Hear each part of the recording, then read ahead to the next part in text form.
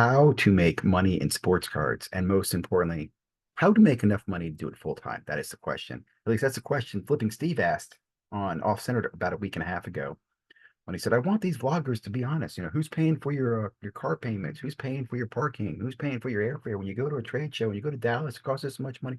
How much money are you making? How are you flipping?" These are all great questions. Um, I'll simply say a lot of people, not a ton, but a lot, many.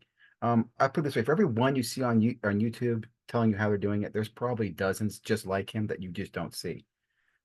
First thing I'll tell you, and I said this in the comment to Steve, and I'll also say this too. Steve asked this question. Victor asked the same question. How are these flippers making money? I heard that it echoed by ERB Sports. I want to point out, I think, first of all, you have to understand all those people are coming at from a collector's point of view. The people who are making a full-time living in sports cards don't get higher on their own supply. Like they're not PCing stuff. They're not making collections. I'll give you a couple examples. I'm going to rattle off some names. First of all, let's just go with Sports Card Strategy and Paul Hickey. He's full time. He said he's full time. I believe him. I haven't seen his receipts, but he's full time flipping cards and making content. SCV is probably the best example of a full time sports card only, buy raw, sell graded, and he does it without going, without all the typical going out to shows. He's buying on eBay. I mean, it's a unique model, but he's got the receipts. You can go check him out. SCV full time, moved himself across the country, lives on his own, whatever. Little Victories is another one that I follow. He's full time. I've been doing it for years as well. Great channel, answers questions, very upfront. He talks about even the fishing holes. And again, he's a great example where I know there's Little Victories. I know there's 12 guys like Little Victories doing the same thing. Alico 3 and Tyler Short, I'm going to mention, but I guess you could argue they both probably are doing this as side hustles, although the income they make, if you look at their receipts, specifically Tyler Short, he'll show you his sales in a quarter or a year or whatever. They make enough to be full-time incomes. Again, depending on where you live. If you're in New York City, you can't live on $100,000 a year. But if you're living in Kansas making $100,000 in sports cards, that's a pretty good living. A couple other ones. Ma Pops is actually one I've been following. The guy went full-time in sports cards. He buys, sells, flips. There's another channel. I can't remember the guy's name. He's always opening and packing cards and answering questions. He's full-time. Several people made full-time moves. I think the point here is that um, they're not flashy, full of shit, and have a bunch of subscribers, if that makes sense. The guys who have a lot of subscribers, in my opinion, Flipping Steve, are often counterfeit. They're more fluff than they are reality. They're shallow across the hobby, not deep in many areas, if that makes sense. 1 million Cubs, full time flipper, right? There's a lot of these guys out here.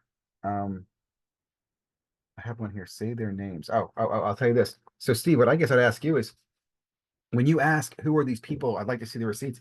I think you need to say their names. Are you referring to Roth card dude? Are you referring to Sasha T, who I don't think is on Sasha? Is it Sasha T? Whatever. Another one that I think about is Justin Gamble and Mary Gamble take. They make money. It's repacks. Repackers make a ton of money. Could easily be full time, have insurance, and probably pay their employees insurance. I mean, there's a lot of money in the flipping business and the sports card industry. Don't think it's not happening. Um, Here's what is interesting. You know who's not full time? When I think of full time content creators, guys that I think have a lot of advertisements and subscribers, and they're just pitching all the time. I thought Dustin was a full time sports card content creator, and when I asked him about it, he came out and said no, he still has his daytime job, which shocked me. I had no idea. Um, that's great. In fact, explains a lot to me because I've always been critical of Dustin because I'm like, dude, how do you not research the shit you make videos on? Like you make a video and I'm like, all you did is you kind of regurgitated someone else's video. You didn't actually research. And I always thought he's got to be sitting at home all day. Why aren't you researching? But he's not. He works. So this is a side hustle. So I'm gonna say real quickly, Dustin, I applaud you. For a side hustle, you're doing an amazing job. And again, it answers a lot of questions. Maybe you should be a little more clear about that this is your side hustle and you're not really very good at it. And then we'd appreciate it more. you know, I'll give you an example. His comments on shilling. He acted like shilling is new, and I think he did a terrible job explaining it in his recent videos. But that's another video for you. Anyway, again, like your thoughts, comments. It's funny. I've thought about sports card as full time. I wouldn't want to do it. Hate. I ethically hate some of the shit I see in sports cards. I don't think. I guess here's my point to that. If I had to make a living in sports cards, I had to feed my kids and my family.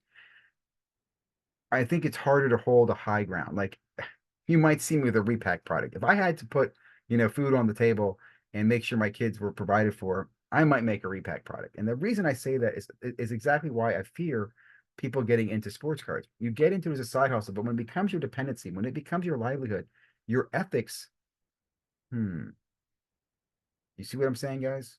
You start to justify your behavior. Well, it's a good repack. I'll do the entire checklist. I've got everything legit, but still, it's a bad example for the community, is my argument. Even the best repack is a bad example for the hobby and the community. And it's an easy way to, move stolen or altered or fake cards. Like, comment, subscribe. Love your feedback. Got some Blazers coming out this week. Blazers, man.